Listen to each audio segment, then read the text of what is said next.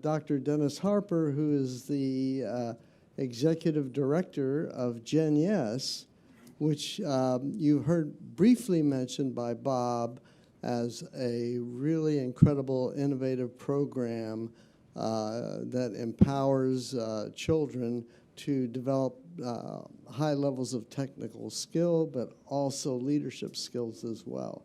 So, Dennis, why a systemic approach to digital equity? Okay, let me first start out saying that Gen Yes had a lot of its roots in Singapore when I was a professor at the Institute of Education for 2 years.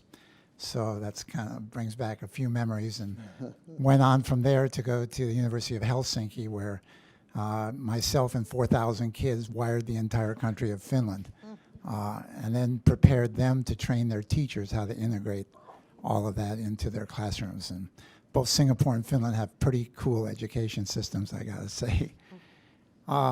We're in a kind of unique spot in history now. Starting in the 2017-18 school year, every one of the educators that will be teaching, and all people involved, adults in education, were all born in the previous millennium. And every one of the students in K-12 starting next school year were born in this millennium. So that only happens like 3 years out of every 1,000. But as we can see from this audience, most of the people trying to make the 21st century education are people who were born back in the 20th century. And all the people who were born in this century are not having much to do with it. Look around this room.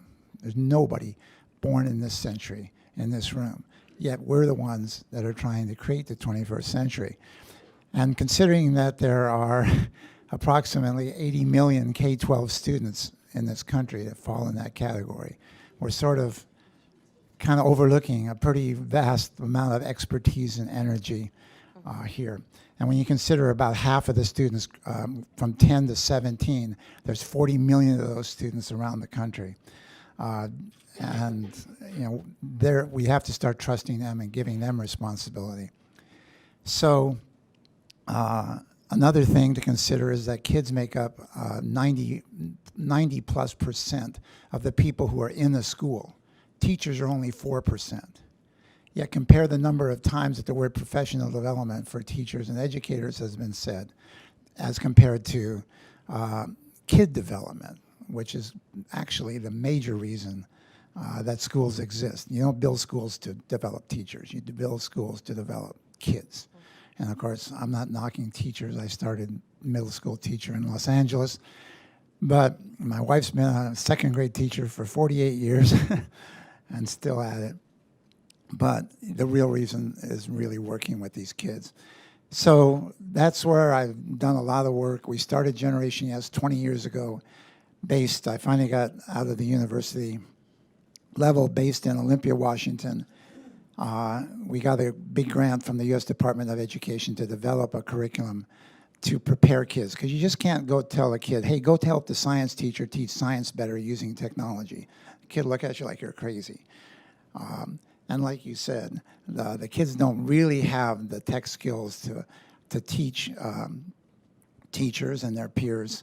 So how do you actually prepare kids to provide leadership in this whole digital equity area?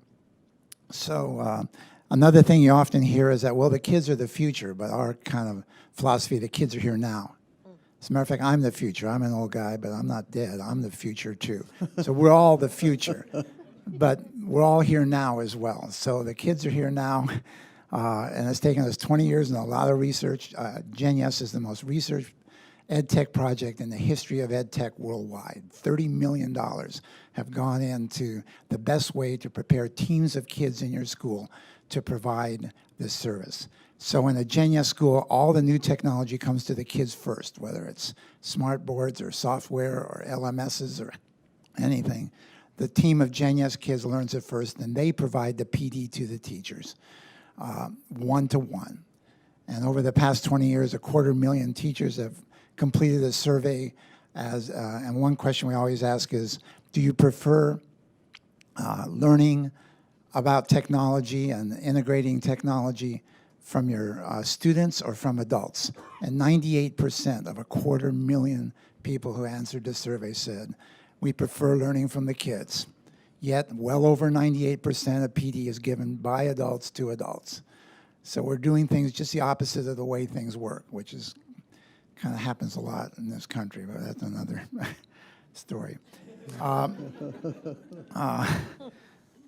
So the major thing is we want to train these kids to be allies. We need some help, because you always hear teachers and administrators, I got way too much to do, I'll never get all this stuff done.